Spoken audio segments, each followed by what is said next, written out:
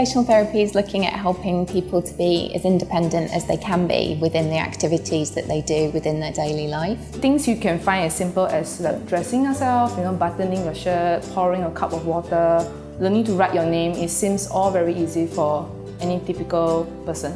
But for someone who is special needs or maybe with physical disability, they may find it particularly hard. So for OTs, we come in with tools or with skill sets to help them to regain these abilities again.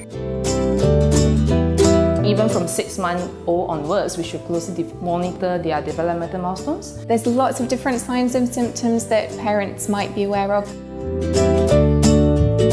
If they're aware that their child isn't interacting well with their peers, maybe they always choose to play alone. If they're noticing that their child's eye contact is poor, also with speaking to adults or speaking to other children, or it may be that their child seems to misunderstand emotional responses from people around them.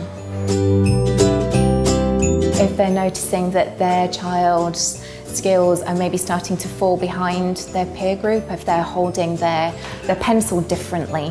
Fine motor skills aren't just holding a pencil, it can be a wide range of things. Also, if your child's having difficulty feeding themselves, holding their utensils.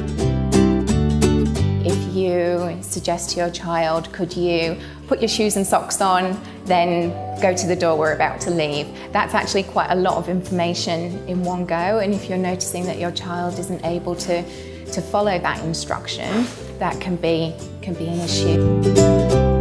If they're struggling to follow a routine at school, to know what part of the day comes next, or maybe the transition from one activity is difficult, maybe moving from finishing a game to going for lunchtime, those transitions can sometimes be times where issues can arise.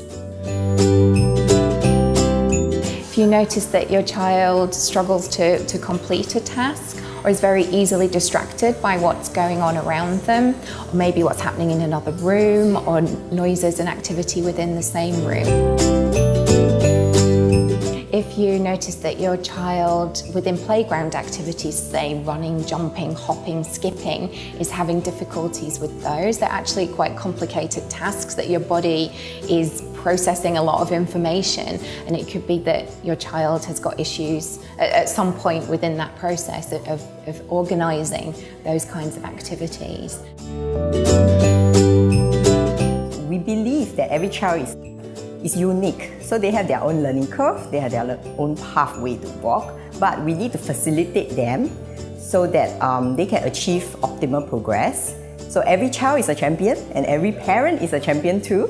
So together, hand in hand with the parents, teacher and therapist team, we can progress the child along all the development milestones and also areas that they need improvement in. So there is definitely no need to be fearful. There's help out here.